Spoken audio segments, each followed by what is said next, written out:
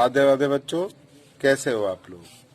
आज class 10th physics के इस वीडियो में हम सभी लोग कल के वीडियो के आगे का जानेंगे। पिछले वीडियो में मैंने विद्युत आवेश के प्रकार तथा विद्युत धारा के बारे में आप लोगों को बताया था। आज हम आवेश के प्रवाह के दृष्टि से पदार्थ के प्रकार के बारे में जानेंगे, विद्युत विभव के बारे में जानेंगे, विद्युत विभवांतर के बारे में जानेंगे। आइए देखते हैं। चलिए, आवेश के प्रवाह की दृष्टि से पदार्थ कितने प्रकार के होते हैं वो देख लेते हैं। तो पहला हो गया चालक या कंडक्टर्स। अभी क्या, वे पदार्थ जिनमें आवेश का प्रवाह सुगमता से होता है चालक अथवा सुचालक कहलाते हैं। जैसे हम कह सकते हैं धातुएं, अम्लीय, जल, लवण इत्यादि। हम ये लिख सकते हैं कि वे पदार्थ जिनमें आवेश का प्रवाह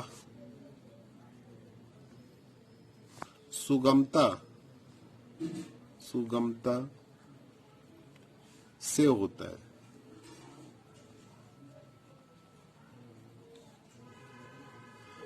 चालक कहलाते हैं।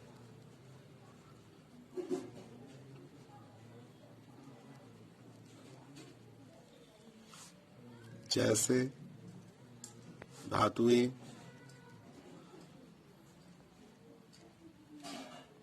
हो गया, अम्लीय जल हो गया,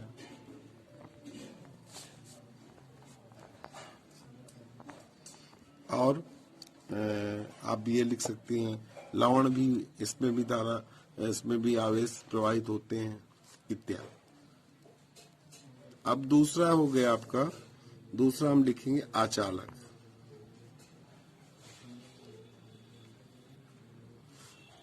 अर्थात इसको कर सकते हैं नॉन कंडक्टर्स। ये तो अब इसी से इसकी परिभाषा भी लिख सकते हैं कि वे पदार्थ जिनमें आवेश का प्रवाह सुगमता से नहीं होता है, जैसे उन्हें अचालक या कुचालक कहते हैं। जैसे सूखी लकड़ी, अब इसका उदाहरण दे सकते हैं, सूखी लकड़ी ये हो गया। फिर कांच भी आ जाएगा, कांच, दूसरे में कांच के लिख दिया। तीसरा रबड़ हो गया, रबर इत्यादि। तो ये हो गया आपका चालक, अचालक। इसमें बोर्ड परीक्षा में अक्सर पूछा जाता है अर्धचालक के बारे में।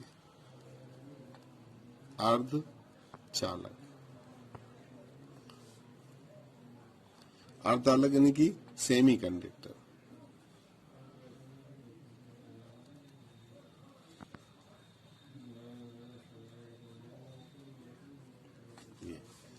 तो वे पदार्थ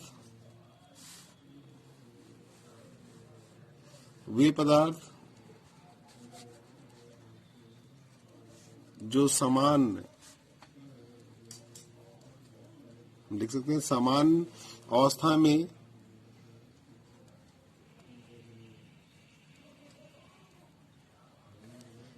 आवेश का प्रवाह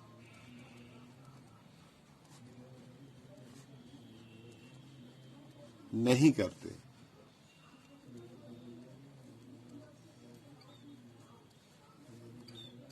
लेकिन यदि हम ताप बढ़ा दें, ताप बढ़ाने पर, पदार्थ का ताप बढ़ाने पर आवेश लिख देंगे, आवेश का प्रवाह होता है।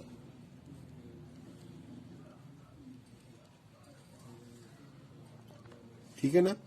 तो उन्हें ही अर्धचालक कहते हैं, उन्हें ही अर्धचालक कहते हैं। अब इसके एग्जाम्पल पूछते हैं। नंबर 1 हम लिख सकते हैं सिलिकॉन, ये ऐसा पदार्थ है तो इसका ताप बढ़ाएंगे तभी आवेश प्रवाहित होंगे। जर्मेनियम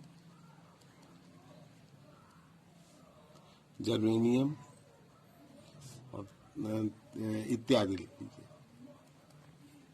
ये लिख दीजिए। विद्युत विभव यानी कि इलेक्ट्रिक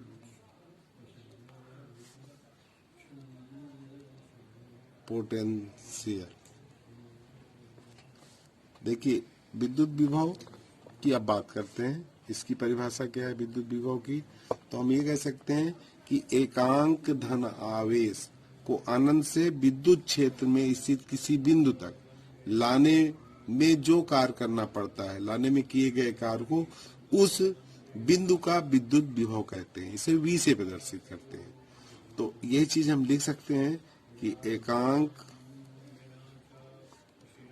विद्युत विभव क्या है? एकांक धन आवेश को अनंत से विद्युत क्षेत्र में स्थित किसी बिंदु तक लाने में किए गए कार्य को उस बिंदु का विद्युत विभव कहते हैं। इसे V से प्रदर्शित करते हैं।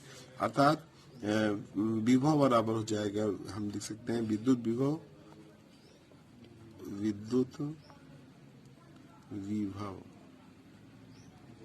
को V से प्रदर्शित करते हैं। तो V इज इक्वल टू लिख सकते हैं किया गया कार्य को W से प्रदर्शित किया, W/Q। और इसका मात्रक होता है, अब जैसे इसका मात्रक होता है जूल, आवेश का मात्रक होता है कूलाम। तो जूल प्रति कूलाम, या इसी को हम वोल्ट बोलते हैं, वोल्ट लिख सकते हैं। जूल प्रति कूलाम या वोल्ट होता है। अब हम कह सकते हैं कि यदि एक कूलाम आवेश को अनंत से किसी बिंदु तक लाने में किया गया कार्य 1 जूल हो, तो उस बिंदु पर कार्यरत विद्युत विभव 1 वोल्ट होगा। अब इससे रिलेटेड एक सवाल भी देख लेते हैं। यदि एक इलेक्ट्रॉन को अनंत से किसी बिंदु तक लाने में किया गया कार्य 64 जूल है, तो उस बिंदु पर कार्यरत विद्युत विभव क्या होगा? तो अब इसमें देखिए हमें क्या दिया है, इलेक्ट्रॉन की संख्या दिया है, एक इलेक्ट्रॉन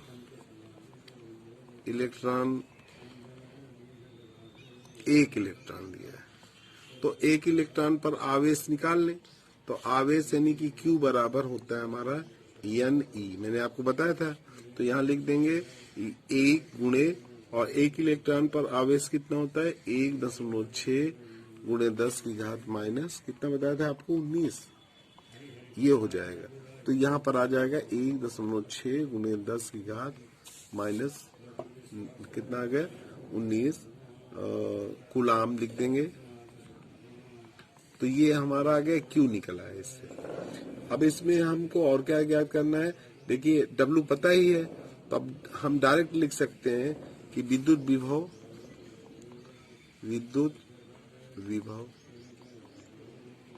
अर्थात V इज इक्वल टू हम लिख देंगे वही क्या लिखेंगे W/Q।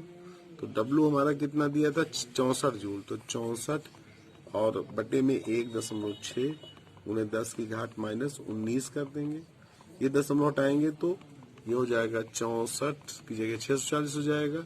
इसको ऊपर ले जाएंगे तो 10 की घात माइनस 19 है, ऊपर जाएगा तो प्लस में हो जाएगा 19, और बटे यहाँ 16 है, तो 16 चौको 64 4 कर सकते हैं, 40 हो जाएगा।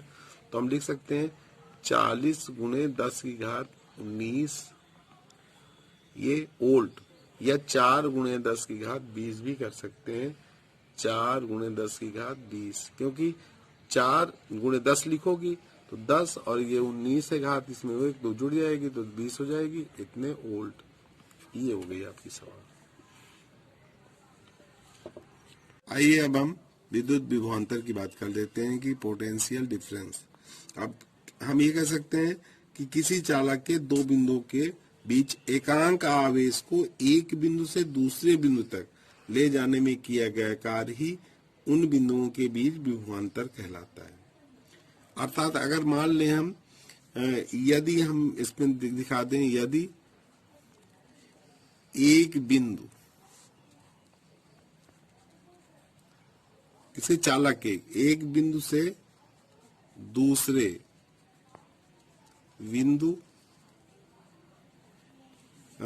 तक Q कूलाम आवेश, कूलाम को किससे दिखाते हैं तो बिंदु एक बिंदु से दूसरे बिंदु तक क्यू कूलाम लिख दें हम, क्यू कूलाम आवेश, आवेश को ले जाने में किया गया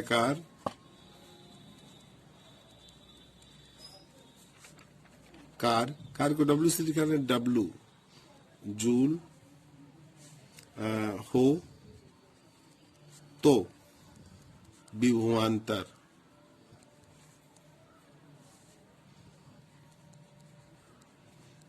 बराबर हो जाएगा कार्य बटे प्रवाहित आवेश,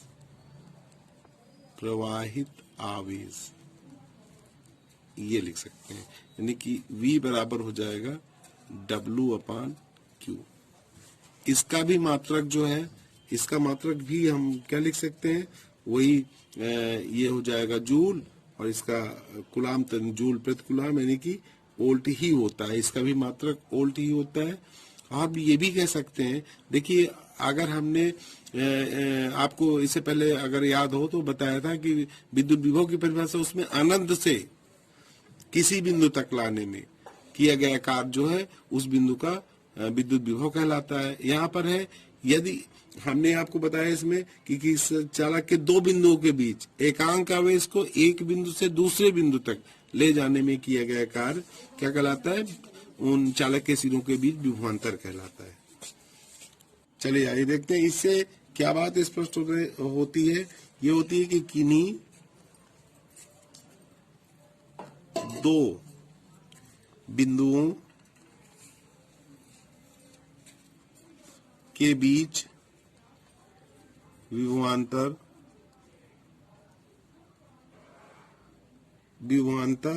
उन बिंदुओं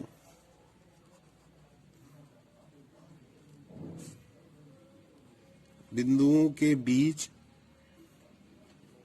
विभव के अंतर के बराबर होती है ये। अब आइए इससे संबंधित एक अंकित प्रश्न भी हल कर लेते हैं। सबसे पहले देखिए, करा 5 कूलाम वाले एक विद्युत आवेश को विद्युत क्षेत्र में एक बिंदु से दूसरे बिंदु तक ले जाने में 25 जूल ऊर्जा खर्च करनी पड़ती है। पहले बिंदु का विभव 10 वोल्ट है, दूसरे बिंदु का विभव पूछा है। तो सबसे पहले हम V निकाल लें। देखिए V यानी कि हम विभवांतर निकाल रहे हैं, तो विभवांतर को डेल्टा V से भी दिखाते हैं। डेल्टा V बराबर हो जाएगा हमारा W/Q, ये लिख देंगे। W कितना है हमारा 25 जूल दिया है इसने, और आवेश कितना 5 कूलाम का है, तो ये आपका आ जाएगा 5 वोल्ट आ गया हमारा ये। अब इसके बाद हम देखिए इसने दिया है एक जो है विभव दिया है, यानी कि V दिया है। हम ये डेल्टा V को हम लिख सकते हैं।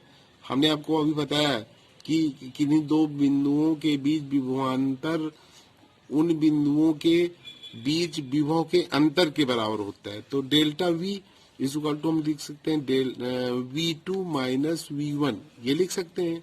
तो अब ये हमारा 5 आया है और V2 हमें नहीं मालूम है। एक विभव दिया है, एक बिंदु का विभव दिया है, इन्होंने कितना दिया है, 10 दिया है, 10 वोल्ट दे दिया है।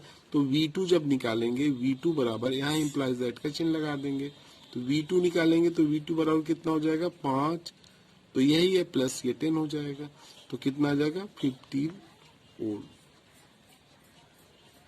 ये हो जाएगा, ये इसका आंसर हो जाएगा। राधे राधे बच्चों, आज के लिए सिर्फ इतना ही। अब अगले वीडियो में इससे आगे का बताऊंगा।